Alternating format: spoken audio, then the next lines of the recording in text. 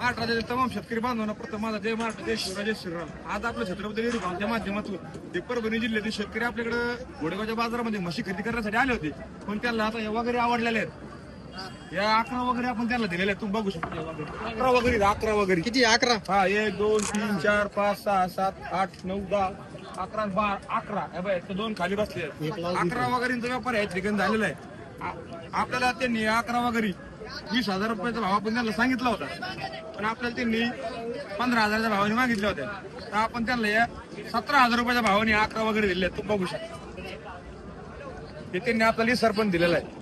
त्यांचा परिचय घ्या ना भाऊ. हा हे परभणी जिल्ह्यातील शेतकरी. तुमचं नाव सांगा.